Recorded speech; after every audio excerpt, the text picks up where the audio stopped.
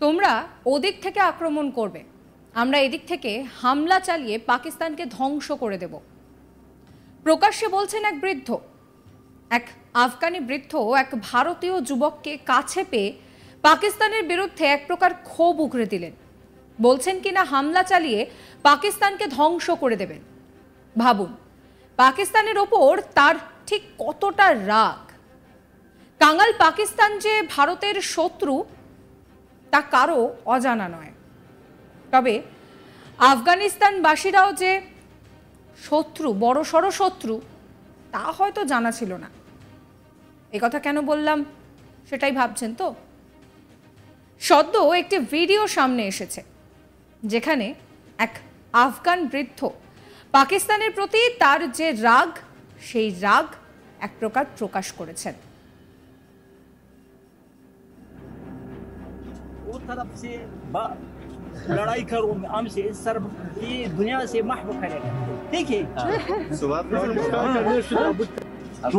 हमारा दोस्त भाई भाई हाँ इंसान हमारा दुश्मन है। उस तरफ तुम मारो, इस तरफ मैं मारता है। तुम क्यों आप एक रोड बना लो जहाँ हम दोनों मिल सकते। हम दोनों मिल सकते हैं। उस तुम मारो, इस तरफ हमको मारता है इंशाल्लाह, दुनिया से गुम करता है। कोशिश करो, तुम्हारा इरादा को बताओ कि अफगानिस्तान तुम्हारा साथ है। ভারতীয় ইউটিউবারকে দেখে ওই আফগান বৃদ্ধ বলছেন যে তোমরা ওদিক থেকে আক্রমণ করবে, আমরা এদিক থেকে হামলা চালিয়ে পাকিস্তানকে ধ্বংস করে দেব। আর এই ভিডিও সামনে আসতেই রীতিমতন কিন্তু বলা যেতে পারে যে চাঞ্চল্য ছড়িয়েছে।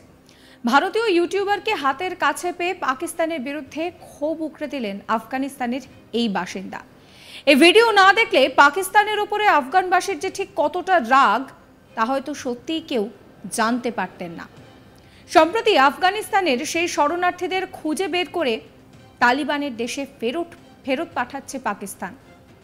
পাক রেঞ্জার্সদের তল্লাশি অভিযানের সময় বহু আফগান শরণার্থীকে অত্যাচারের মুখেও পড়তে হয়েছে। আমরা এই মুহূর্তে জানি যে পাকিস্তানের ঠিক অর্থনৈতিক পরিস্থিতি কেমন, এক প্রকার তলানিতে গিয়ে ঠেকেছে। আন্তর্জাতিক অর্থ ভাণ্ডারের থেকে নেওয়া বিপুল পরিমাণে ঋণের জালে জর্জরিত পাক সরকার। গত কয়েক বছর ধরেই আর্থিক সংকটের মধ্যে দিয়ে যাচ্ছে পাকিস্তান। আন্তর্জাতিক অর্থ ভাণ্ডারের কাছে প্রচুর ঋণ রয়েছে পাকিস্তানের। এই অবস্থায় দেশের অর্থনীতিকে পুনরায় দাঁড় করাতে একাধিক পদক্ষেপ গ্রহণ করেছে পাকিস্তান সরকার। ঠিক সেই মুহূর্তে পাক প্রভাবশালীদের দুবাইয়ের সম্পত্তি নিয়ে এমন একটি তথ্য ফাঁস হয়েছে যা কিন্তু কার্যত মাথা ঘুরিয়ে দেওয়ার মতো। দুবাই আনকল্ড নামে একটি তদন্ত রিপোর্ট সামনে এসেছে, যে রিপোর্টে দাবি করা হয়েছে যে পাকিস্তানের বিত্তবানদের হাজার হাজার কোটি টাকার সম্পত্তি রয়েছে দুবাইয়ে। এই তালিকায় যেমন পাকিস্তানি রাজনীতিবিদরা রয়েছেন, সেখানে রয়েছেন অবসরপ্রাপ্ত জেনারেল, শীর্ষস্থানীয় আমলা, ব্যাংকাররা পর্যন্ত। মূলত দুবাইতে পাকিস্তানি নাগরিকদের অঘোষিত সম্পদ এবং আয়কে করের আওতায় আনার লক্ষ্যে পাকিস্তানের কর্মকর্তারা দীর্ঘদিন ধরেই চেষ্টা চালাচ্ছেন। দুবাই শহরের রিয়েল এস্টেট সম্পত্তি নিয়ে তৈরি করা একটি তদন্ত রিপোর্ট কিন্তু এই কথাই বলছে। 2020 থেকে 2022 সাল পর্যন্ত সম্পত্তির হিসেব রয়েছে ওই রিপোর্টেই বলা হচ্ছে যে দুবাইয়ে বর্তমানে 17,000 পাকিস্তানি নাগরিকের 23,000 আবাসন সংক্রান্ত সম্পত্তি রয়েছে।